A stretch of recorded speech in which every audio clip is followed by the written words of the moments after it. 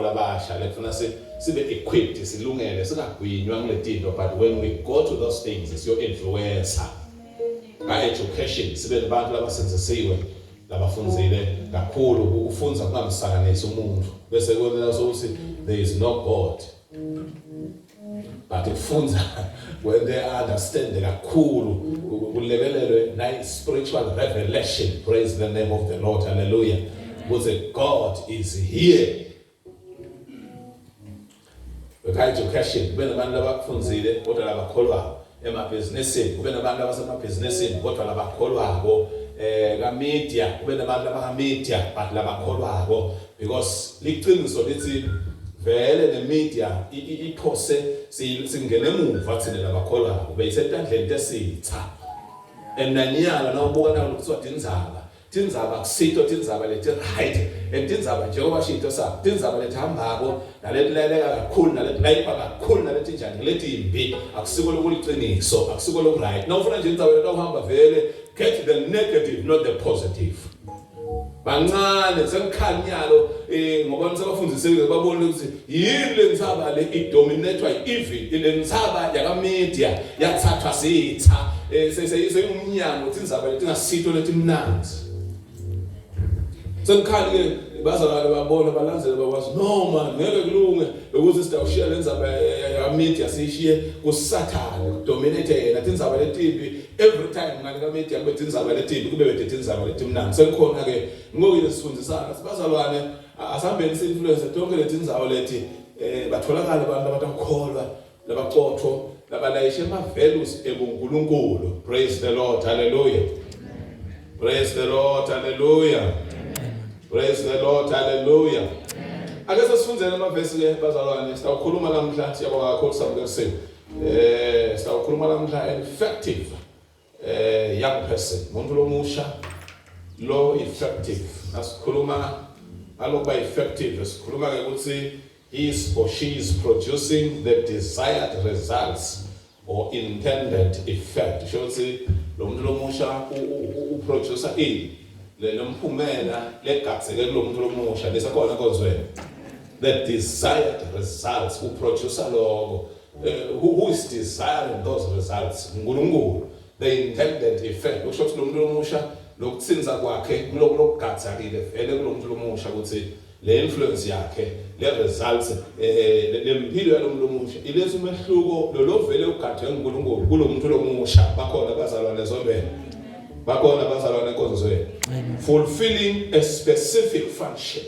Nasikhuluma ngekuba effective, sikhuluma ngekufulfilla a specific function. Lokusho ukuthi lo muntu lomusha une function, unemsebenzi, unendzawo, unesikhala lebe vele sisakhe ladalelwe sona, and this young person uyasigcwalisa leso sikhala. Kungabi nesikhala lo wadalelwa sona, but ukhanze ukuthi njengomuntu lomusha awasigcwalisi lesikhala lo empeleni ukuthi ngamsakhe ukuthi ngisiphi lesikhala lo wadalelwa sona. And then you come into that place. Because there is a place no wadalelwa yona, there is a place no wasinziselwa yona, there is a place nakavuma nje uNkulunkulu lathi akube namxolisa akube nabanaba, and that individual kunendzawo lele yakho. And if leyo ndzawo ungayi-occupy wena kude nita-occupy. That is being effective. Bakhona abantu labasha, bakhona abantu labasha sondela, bakhona mbamba abantu labasha. Okay, ake sasivulele amabhayibhelini ethu. Ngawukhuluma nje into etawubathi imbili tibe ngisathu tibe mbalwa. Lekuye ngase ngikhulumisa na indzaba. I've prayed about this. Ngiyakholelwa ukuthi uNkulunkulu vele ngilafuna sengikhulume ngako. Then there's my last topic. Elaphendula a certain question. Bese ke sesiyakhululeka egameni lenkosi. Amen. Having an expected intended effect. Lokusho ukuthi kuba naloku lokugatsekile vele lokunjani bazalwane khona lokunetha expected intended effect. Sikhuluma nge-quality yempilo ne-service, nasikhuluma nomuntu lomusha lo effective. Quality yempilo ne-service yalo muntu lomusha. Bakhona bazalwane, bakhona bazalwane. sikhuluma ngenguquko, change produced by an action. Kusho ukuthi sikhuluma ngomuntu omusha la bazalwana, sikhuluma effective. Lo letha inguquko, lo letha ini lo muntu omusha. Lo letha phathi kubekule desired, lebe ilakadelelekile, lebe igathekile, lele kufanele vele ayilethe lo muntu omusha. Praise the Lord. Hallelujah. Sikhuluma ngalomuntu omusha, uthi lo mnyaka achaza effective, uthi it is having a position or a role. Kuba nesigaba, kuba nenzima. Kusho ukuthi lo muntu omusha lesikhuluma ngaye namhla, umuntu omusha lo nesigaba, umuntu omusha lo nenzima, lo nerole, bakhona abantu abasha sonke. Lo munye uthi they coming into you. Lokusho ukuthi lo muntu omusha afike la khona asebenziseka khona. Coming into use. Amen. Lenye ngithatha kakhulu ekugcina ngakugcina ngayo. I-definition ya-effective. Ithi lo muntu omusha wembula or he reveals God's goodness and greatness. Lo muntu omusha lesithi effective. Umuntu omusha loveta buhle baNkulunkulu nebukhulu baNkulunkulu. Amen. Amen. Uveta ini lo muntu omusha. Buhle nebukhulu babantu bazalwane. Lapho umuntu omusha uyabonakala buhle baNkulunkulu nebukhulu baNkulunkulu. Bubonakala kuphi? Lapho umuntu omusha lesithi effective. An effective young person. Umuntu omusha loveta the goodness of the Lord and also the greatness of the Lord. Amen. Akase sifunze amavesi ke sasizingci eshokhweni lawa bese ke sesikhulumisa lethi inzaba lethu egameni lenkosi. Lamentation 3 verse 27. Akase simfunze namahubo 119 Psalms 119 verse 7 na 11. Akase simfunzeni ke bazalwane egameni lenkosi. Yathi ngicela nasafunza nangesitulo kwakho usizi usivale. Ewe loyo wazi uphilileyo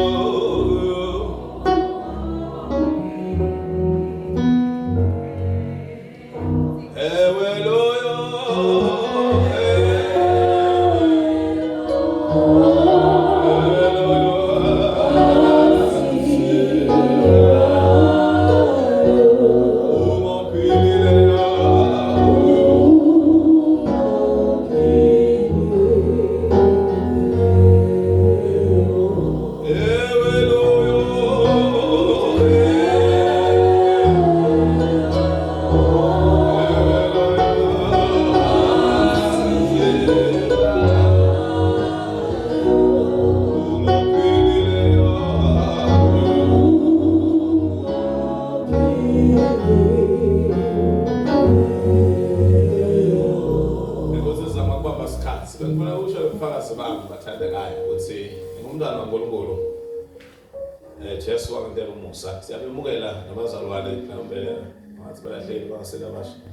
You are most welcome, bazalwane.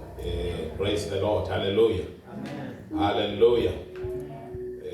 Nala walathi banjani. Siyanemukela nonke bazalwane. Ekukhondeni uNkulunkulu lamhla egameni lenkosi uJesu. Jesu wangenzela umusa nami.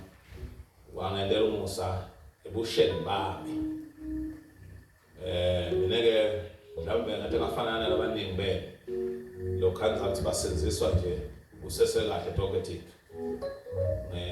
Angizange sengunathe tshwala, angizange sengibheme. But akusho lokho ukuthi ngangingahle. Nami ngibahluphile nje abadala bami. Ngathi indlela lethi nemvana teenage stage and I'm one person le ku teenage stage yakhe. Lo waba nale ngiyangithi ke lapha Sathane ngase ngibona muva ukuthi abefuna ukungidestroy because Sathane kuba nento lamnika yona afuna ukubulala ngayo. Lento la soka kunike yona abantu bava ukushayela tandla nisakhona abantu abasha. Nisakhona abantu abasha. Bava kwenda njani bantu? Bava kwenda njani bantu abasha? Bashayela tandla kanti Sathane umnikele lento le ufuna ukudestroy impilo yakho ngayo. Timbe ngathi into mhlambe labe kathi ihlanyele Sathane athifakele empilweni yami. One thing lenganginayo ngangishayana. Okay, ngidlala ibhola manje nganginako lokuthi nase kuliwa nalabo team bebathu ukuthi ake sikhule ngalokuvulelwa. Uyabona lokukhula kokuvulelwa sanidibana umuntu umnganani lo muntu bosuke sabuya. Bathi ke basabela batsala bathatha hamba lo umnganani lo muntu bakuphose bathe sofuna ukufunza ukuthi uvikele ushaye ngencindi. So ke ngangiphosa nganyana nje lena leyo nshanyana leyo. Another thing lengathi njengoba ngisho ukuthi ngisenze nami ngimusha nesakhona abantu abasha. Mhlambe ngasengifana nalabanye ngoba in my teenage years I had a child. Amen. Amen. I had a child when? In my teenage, which means it's possible. Kusenziswa noma sowufike kuleyo level. Nisakhona konke wena. Nisakhona konke wena. I'm one person. No fathers. In my teenage years, I slept. But nakushonyela Jesu, praise the Lord, hallelujah. Nakushonyela abantu. Asenziswa. Lokwangisida asenziswa baba. Nisakhona konke wena. Lokwangisida ngasethwa yini? Uthi nakushonyela Jesu noma sengishela. Oh lawo, empeleni akusiko sengishela. That was just my life. My life was dead. Sadale ngoba into nakubamba ngayo silale utakubamba ngale ndolo vele ubuye lo yendawo bese wakhalgibe lokubamba ukuthi uvuka sekulukhuni kusinziswa ke manje ngakubona muva sengisinzisiwe ukuthi okay sadale ngafuna ukungibulala la because kwakulula ukuthi ngiditsele bese ngiyadiyekela bese ngithi hayi nani vele nje no andike ngoba nalendzaba ekuba nemngane semncane ungamplaneni kuningi lema frustrations and then kodwa nokucaba lokuyisitakhuluma la mhlala bakhona abantu abasha sonke yes balike Jesu nasilabela ingoma sithi wangithatha phansi ngingasilutho wangento umuntu. Some of us understand those songs kuthi vele Jesu uyathathana phansi akuthathe ungasilutho akuthathe unjani wena akuthathe unjani wena. Yes, uyathathana phansi. Okay, ake sibuze namavesi labathandekayo egameni lenkosi. And he changed my position, my attitude and my character. He even changed my destiny. So ngahlabela ngithi angisekufa. Angisekufa.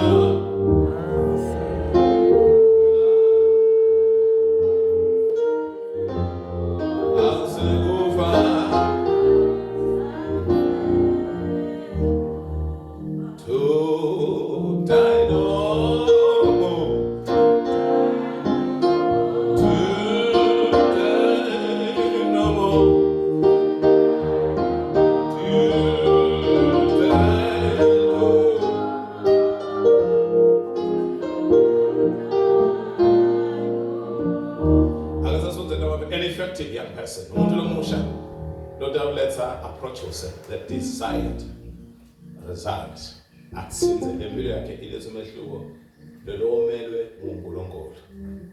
praise the Lord, hallelujah, hallelujah.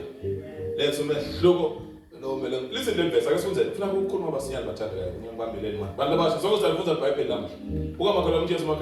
today it's your turn to read the Bible. And you are going to read it because you are in church. You are able to read. We send you to school so that you are able to read, and you are going to read your Bible today. Let us all read. Amen. Sinilo 3 verse 27. Siyafunza sonke. Open the Bible la yafunza. Oh, hle ukuthi umuntu ethwala ijoke esikhathi sasesemusha. Ake sesishone sonke kanjani?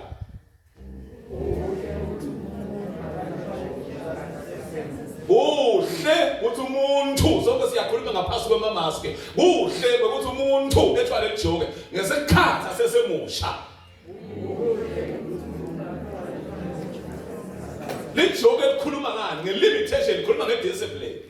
Lijoke likhuluma ngemsebenzi. Listen to the Bible kuhle bekuthi lo muntu athasesemusha alethathe lijoka lethanda lapha ebusheni bakhe. Yinto lenhle ukuthi umuntu asesemusha athathe lijoka lethanda. Uthi leJesu funzani kimi ngoba mina ngimnene ngithobekile ngentini usibekani usinakhona ukukhathatekile lena lo sindwa uthi akethe kimi ngoba lijoke lami linjani lilula ngoba mina eJesu ngiba naye lo muntu ngethwala naye. Listen to the Bible kuhle bekuthi umuntu athamusha bese uyalithatha lijoke yalethwala. Kuhle kuthi umuntu ethwale lijoke la Jesu asesemusha alithatha alibeke emahlombe akhe. Athi kukhona konke thingani ukuthi ebusha, kukhona konke kungafuni ukubekethela, kukhona konke kudethemba kuthi mina I can do all things. But kuhle kuthi lo muntu lomusha athathe lijoke alethwala asesemusha. Hallelujah. Asenzena mina konzweni. Kuhle kwethwala lijoke ulethwala nini lijoke usesemusha. Bakhona ke laba bathamba ngabathi ngawukholwa nasekumza. But listen to the word. Kuhle kuthi umuntu hayi emsheni bakhe athathe lijoke lethwala. Kuhle mntana kuthi la usesemusha konke kusalunga tikhona tonke into nalokho akufuna ipressure ikhona bakufuna lapha nalapha futhi udiva ukuthi uyabona ngusha but kuhle kuzolethwala lijoke usesemusha. Akangiphindi yamadoda kuhle kuthi lapha ebusheni ulithathe lijoke lethwala futhi akunenzaba lokusokuphi akunenzaba lokusekwendekene but kuhle kuthi ebusheni bakho bathi labanye ayikho lento ayenteke lento but ulithathe lijoke la ithathe ebusheni ulethwala ulethwala baphika labanye ulethwala bathi labanye ayikho lento ayisebenzi ulethwala bathi abasekho labasinzisiwe labasha bathi uthathe lijoke ulethwala la ebusheni bakho kuhle iBhayibheli lithi into lenhle leyo bathwala lijoke ulethwala ebusheni ungazi ndawo lethwala ebusaleni. Lalelani bani nabasha nakufaka kunesikhathi sekukhonza uNkulunkulu kulapha ebusheni nakufaka kunesikhathi sekenjoya uNkulunkulu kulapha ebusheni nakufaka kunesikhathi sekuthi ugcwaliswe ngamoya ukhonze uNkulunkulu ngamoya nangeliciniso akusika kusaleni kusebusheni nakufaka kunesikhathi na unegift lonayo uyisebenzise ukukhonza uNkulunkulu kulapha ebusheni kuhle bathwala lijoke lethwala lapha ebusheni. Namhlanje bantu bami I want to tell you, you have opportunities. Kuhle noma bathi kunjani labanye bathi ngeke uze ukhona ngeke kuzokwendeke but I'm here to say today kuhle kuthi ulethwala lijoke and ulethwala lapha ebusheni labathi hayikhona ngeke kuzokwendeke but uthatha lijoke ulethwala ebusheni.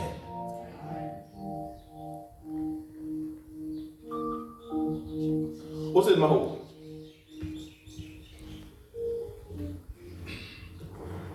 into iBhayibheli lasihle shothi yinhle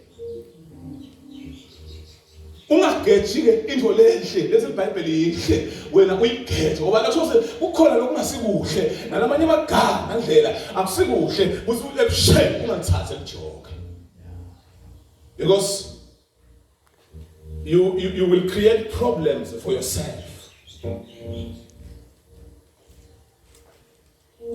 Uze mawu 190 sonke siyafunza mfuze le mali lamasha ngala ngamapoint la effective yapheze ukudumisa ngenhliziyo leqotho ngesikhathi ngifunza it's 119 ngosi that's 7 na 11 mwe naye musini into lahlekile umuntu lomusha angayigcina kanjani impilo yakhe ihlanzekile lo muntu lomusha angayigcina kanjani impilo yakhe ihlanzekile ngikufuna ngayo yonke usiphelele Ngikaphelele namhlanje. Ngikucaphela kuhamba ngelizwi lakho. Umuntu omusha ufuna ukucaphela ukuhamba kwelizwi laNkulunkulu. Yebo verse 11. Livi lakho ngililondolote enhlitiyweni yakho. Livi lakho ngililondolotile enhlitiyweni yakho. uze ngingone kuwe kuze ngingoni kuwe ngalamanye amagama nakasilo mbhalo wayekuko lelivi ngilondoloze kuze ngingoni kuwe kusho lelivi line capacity line potential line mandla ekubamba lokuthu lokusha bese akasonde enkulunkulu haleluya uze lelivi lakho ngilondolozile because umuntu lomusha abantu abangaza alondoloze lelivi lankulunkulu lelivi lankulunkulu angeke ulondoloze emahala enhlitiyweni yakho but lelivi lankulunkulu laba la enhlitiyweni yakho hayi eBhayibhelini but laba senhlitiyweni yakho lilento leli endaba liyambamba umuntu lomusha limbamba ngabasona abase ubanjweni ngoba mathuba khona ngoba usenza wena lekhashane andibonke bekuvuma yini lifi lesenhlitweni yomuntu lomusha ayilondoloza kanjani umuntu omsha impilo yakhe ingehla ngeqaphela ukuhamba kwelifi uzomezeka lonza lelifi lakho enhlitweni yakhe kuze ungathona uyalifi lakho uNkulunkulu lingakulondoloza seling2 endlini angukhothandi lokho ngoba ufunana iqiniso nawumusha uba nethemba lokukhulu walethemba lokungakanani walethemba lokungakanani usinonke yakholwa ngeke ngikwendeke lokho ngeke ngikwende lokho bese uyathi expose ingane kwebusha lokutetheka kunjenge kungabeketheka ingane kwebusha kungabeketheka nawusemusha nje uvuka sibabambelele labathala badlala ngawe they are tilling ngoba wena uve amandla kunendolo emvako ungazi ngathi into yendeka kanzi ingane uko yebusha lokungabeketheka ingane kwebusha lokutetheka nalethi inye bethi ingane uko tebusha ngizenza ngoNkulunkulu ngakubamba emathuba vuma sanibonani bazalwane i-preparation ikhona but live la ngoNkulunkulu likubambe ungabusona ne-situation vele ithi yona but live la ngoNkulunkulu yakhona ukubamba umuntu angathi ona akusilo lisono kangaka akusiyo powerful mfundisi or what it is the word in your heart that is able to hold you back from sinning. Praise the Lord, hallelujah. Praise the Lord, hallelujah. Akasithi ke singene la an effective young person ngawubona nje ngibala ngifuna kufika one lo mlomusha lona ufuna number 1 abe na vibrant relationship with Jesus Christ. Now that producer the desired results and desired effect. Nakata utsinza alendlela ngoNkulunkulu la kudala esathinze ngayo. Nakata ungena kulesikhala lesinge sakhe lo mlomusha abe ne function abe ne role. Lo mlomusha ufuna abe nobudlelwane lokuphila bona Jesu. Sanibonani basalwane. Uzike Jesu hlala ngini. Nami ngihlala ngini. Amavama hlala ngini. Lo mlomusha mbamba that's the foundation, that's the start. Umuntu lomusha kumgcoba uthi athi commit kuJesu namsho ukuthi athi bophelele abe obliged abe loyal umuntu lomusha kuJesu. Bakhona bazalwane enkonzweni lamuhla emukele irresponsibility umuntu lomusha uthi senguJesu lo muntu lomusha and isethembiso and a resolution and asathe sinqumo abakhona bazalwane esolweni a promise, a resolution. Abe determined njengaDaniela. Lento leba ngeke siyecela lula. Umthoba lokuthi kube ne resolution lokuthi ngithi khesele ukukhonda Jesu. Ngithi nikele enkosini. Amen. Amen. Amen. 2 Corinthians chapter 8 verse 3. Ukhuluma ngelibandla kuswa bathi nikela kuqala enkosini. Kumgcoba kuthi umuntu lomusha athi nikele kuqala enkosini. Ngiyafisa ukugcizelela ngiyathi siyakudayela sihamba sikwetayele lezi ngesikhathi sesithathe for granted ungathi bonke labasesondweni bathi nikele enkosini. Kodwa abantu labasha ngifuna ukumtshela ngifuna ukumkhuthaza kumgcoba ukuthi a personal resolution was I surrender my life to the Lord Jesus Christ. Jesu akabe inkosi nomsindisi wempilo yami. Kukhona la kujabulekelela khona uthi commit uthi nikele uthi lahle emathambo unganaki ukuthi ngapha sokonke kanjani cha uthi thathe wena ngemabomo akho ube determined ube resolute uthi mina ngithatha impilo yami nginikela kuJesu manje uthi yini etawulandzela tawubona Jesu kodwa impilo yami ngiyayithatha nginikela kuJesu. Ngiyafisa lokuthi njengoba ngihleli lapha nonke nje kule titulo ndlethu kudo wayenda leyo decision yokuthi Jesu nginikela kuwe impilo. Now ngiyanda lamhla I will give you a chance to do that because it is very important ukuthi ukwende lokho. Ngoba kuhle ukufala kuJob usesemusha. Nizakhona inkonzo yethu. Amen. Ukuthi waselenza umuntu Afika lapha uthi bophelela khona uthi committer uze impilo yami yonke ngiyinika Jesu ngoba ngeke ngize ngikhone ukuthi ngiphathele. Uze lo 2 Corinthians 8 verse 3. Asuzeni masalwana. Vukuta futhi.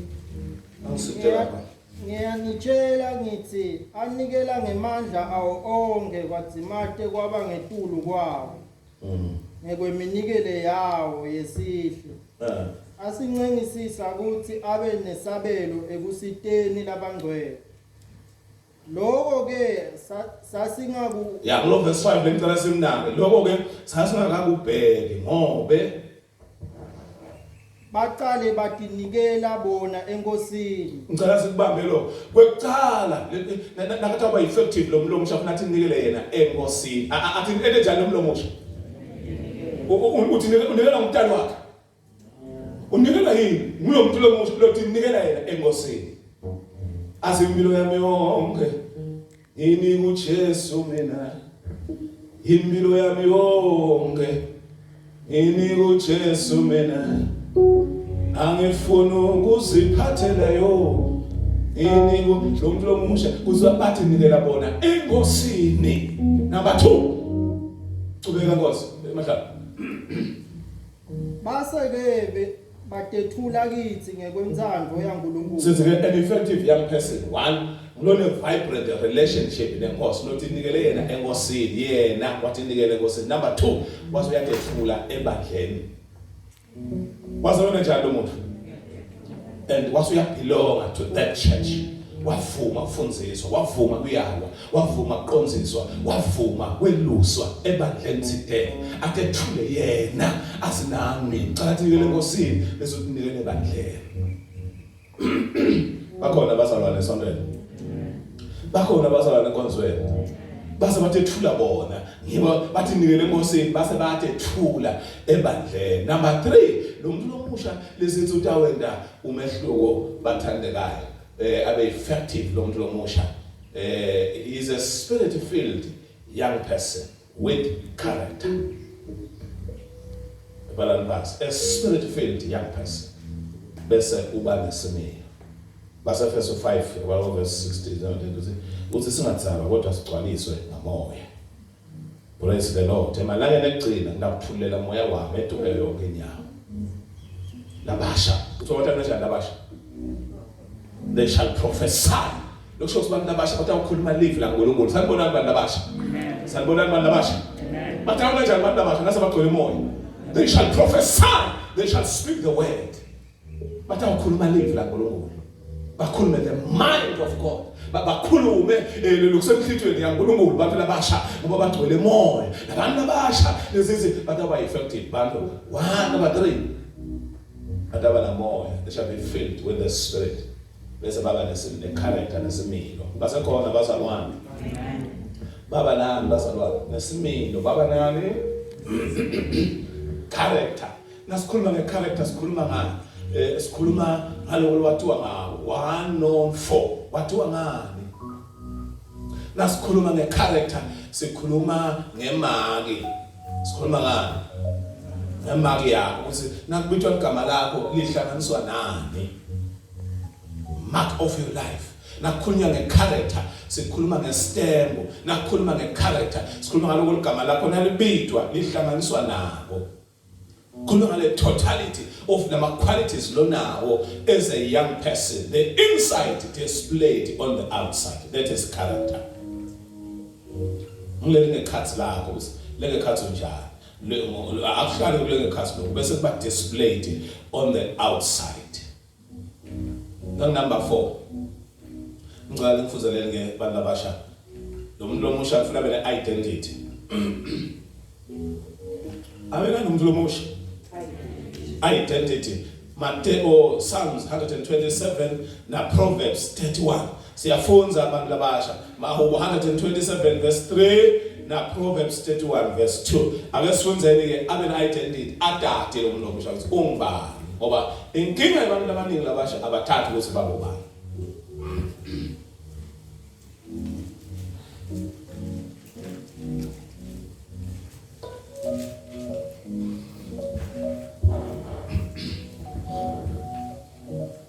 Bafunza abantu abasha. Siqhubeka bathandekayo. La ucela 15 minutes ngale mvubu. Bathi delay labasabana abathangena. Something lokuna ngaphuma kwasengakhuluma. Yebo. Hawu, uthi ufunza Ngizatha mawu 127 verse 3. Umuntu lomusha uyafunza. Bantwana bayini? Bayini bantwana? Yebo. Lifa ke into abantu abaningi bakusanza balifuna lifa. Into leligugu. Ngeke nje lifa uhambe ulisaphatha wena nje. Lifa into lephathwa nomuntu. Kuthiwa ke wena njengomuntu lomusha ulifa lelichamuka kuSimakathe. Praise the Lord. You are an inheritance. Number 2 kuthiwa usibusiso. Uyini umuntu lomusha? Uyini umuntu lomusha? Usho ukuthi la umuntu lomusha emaswakathi kutala ukuthi ilungelele. Lo sho umuntu lomusha utawufika nalo nomzala angafiki khona. Bathi niyathi ukuthi Sathane kwaguculile bantwana ekubeni babe sibusiso baba sicalekiso badala. They are parents labagulayo lamhla baguliso bantwana. They are parents laba frustrated lamhla because of bantwana lefa babe sibusiso who have turned to be a curse. And bagucule sitha baba yini baba sicalekiso badala ba. But I want to remind you, you are a blessing.